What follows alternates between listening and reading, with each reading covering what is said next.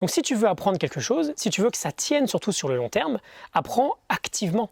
Fais-en une réelle expérience active, et pas juste passive de lecture par exemple, et apprends surtout dans l'optique d'enseigner. Salut à toi, c'est Gianni, je te souhaite la bienvenue dans ce nouvel épisode. On va voir ensemble aujourd'hui 5 idées de l'excellent livre de Jim Kwik, Limitless. Très excité à propos de cet épisode. Jim Kwik est une personne extrêmement inspirante, on va très vite en parler.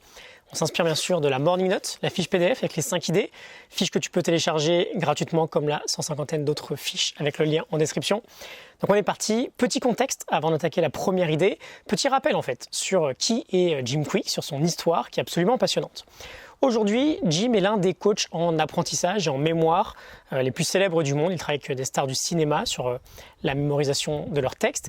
Il est extrêmement renommé et réputé pour la qualité de son travail et il enseigne ses méthodes dans différentes masterclass. J'en ai suivi certaines d'entre elles d'ailleurs, elles sont très bonnes.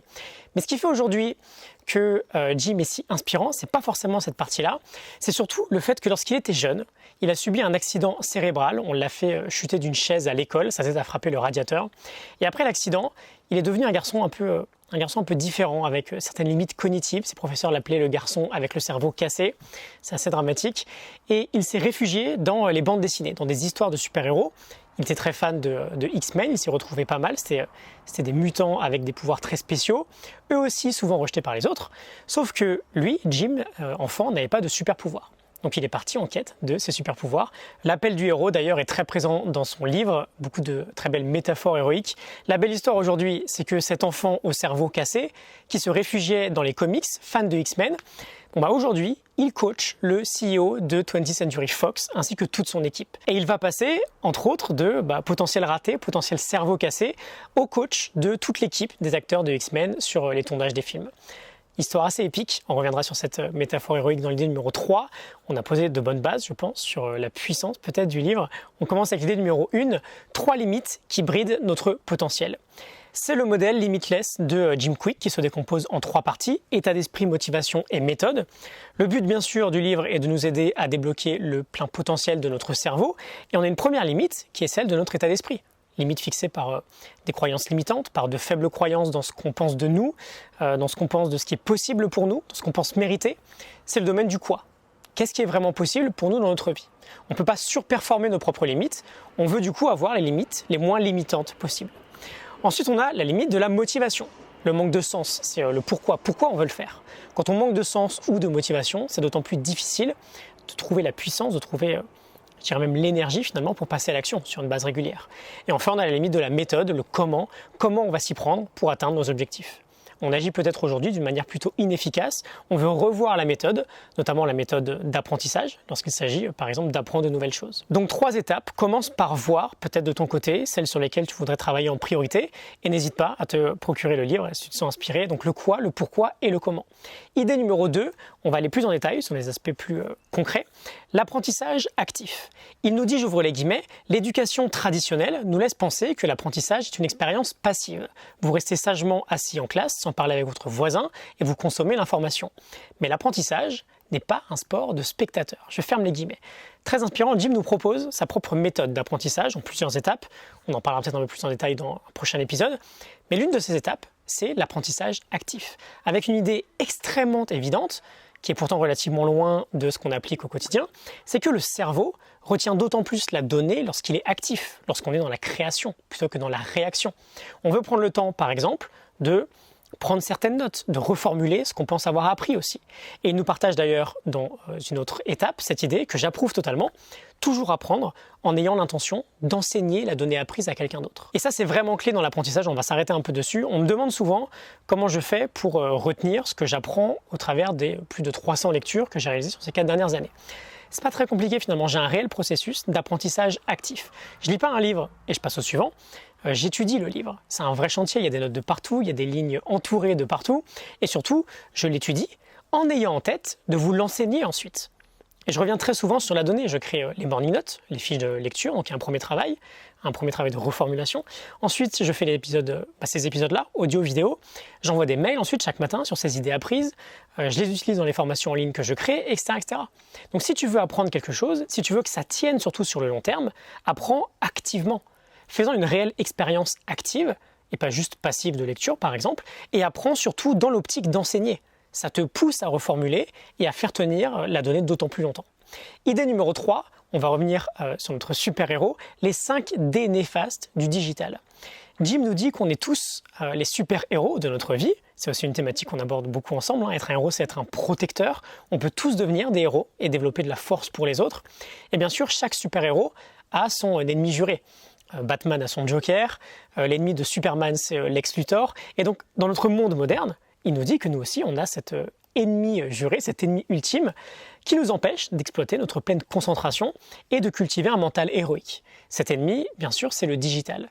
Les aspects néfastes du digital, avec ce piège de réaliser qu'effectivement, bien sûr, le digital aujourd'hui, bon, c'est paradoxal, il transforme positivement nos vies au quotidien, en élargissant le champ des possibles, mais si on ne prend pas soin d'avoir le plein contrôle sur lui, c'est automatiquement lui qui contrôlera notre vie. Et il nous partage 5 raisons majeures qui ont fait notre pire ennemi aujourd'hui. Le premier, c'est le déluge. Il nous dit que nous consommons aujourd'hui autant de données en une journée qu'une personne en consommait en une vie au XVe siècle. On a un déluge d'informations qui crée cette pauvreté de l'attention. Le second D est pour distraction. On est en permanence distrait par le digital, sans se rendre compte des effets terriblement néfastes sur le cerveau d'une telle addiction. Cette distraction nous empêche de créer de la tranquillité dans notre vie. Elle crée une anxiété permanente finalement. Le troisième D est pour démence, la démence digitale. On utilise de moins en moins notre mémoire et on développe des troubles cognitifs assez terribles. Le quatrième D est pour déduction. On perd notre analyse critique, on perd notre capacité à résoudre des problèmes ou être créatif parce qu'on est beaucoup plus dans la réaction que dans la création. Et enfin, le dernier D, c'est la dépression digitale. On a les marqueurs aujourd'hui de dépression qui explosent, de par notamment ces phénomènes très récents, par exemple de comparaison continue. Le digital, c'est notre kryptonite aujourd'hui. On en fait un grand thème, bien sûr, dans notre contenu ensemble, sur l'idée d'être le maître finalement du digital et non pas l'esclave.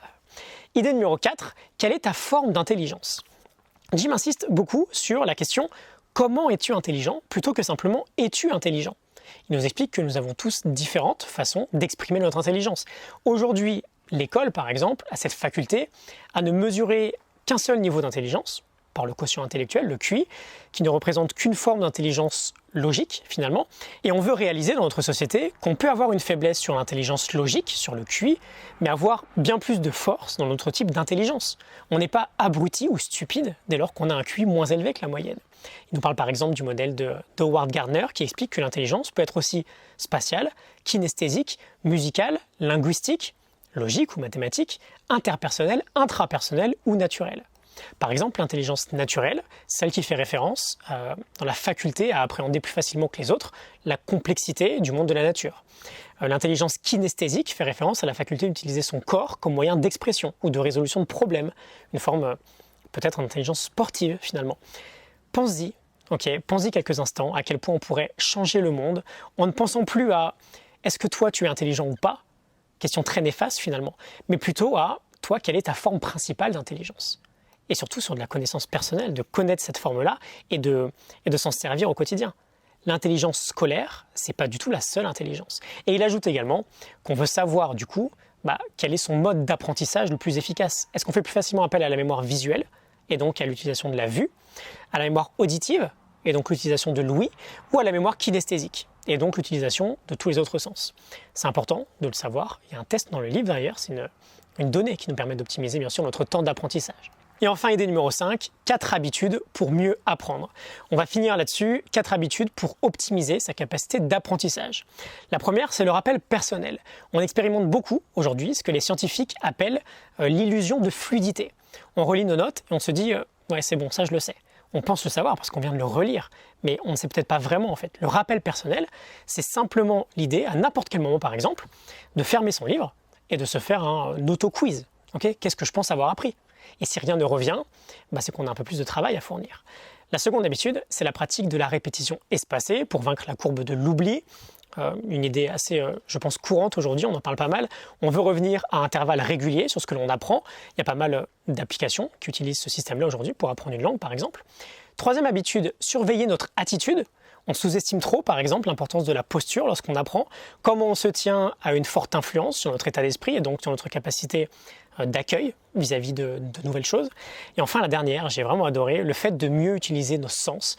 Je sais pas toi, mais très souvent, une simple odeur, par exemple, peut me remémorer des souvenirs très anciens, qui datent parfois d'une vingtaine d'années. Et lorsque la donnée est associée à certains sens, par exemple à une certaine odeur, elle tend à coller beaucoup plus. Et ça peut être une bonne idée, par exemple, d'apprendre avec peut-être un type de musique toujours identique ou avec une certaine odeur venant, par exemple, d'huiles essentielles. Ça peut permettre d'associer finalement la donnée apprise et de la faire coller encore plus intensément. On arrive sur la fin, 5 idées du coup du livre Limitless de Jim Kwik. N'hésite pas à le lire si tu te sens inspiré. Ça devrait bientôt sortir en français. Je ne vois pas comment ce livre ne peut pas être traduit ici. Je te laisse en description la morning note du livre. Tu peux la télécharger gratuitement, c'est la fiche PDF. N'hésite pas dans le même temps à t'inscrire à mes emails privés quotidiens. J'envoie une leçon chaque matin. Je te retrouve très vite pour un prochain épisode. Excellente journée à toi. À très bientôt. Salut.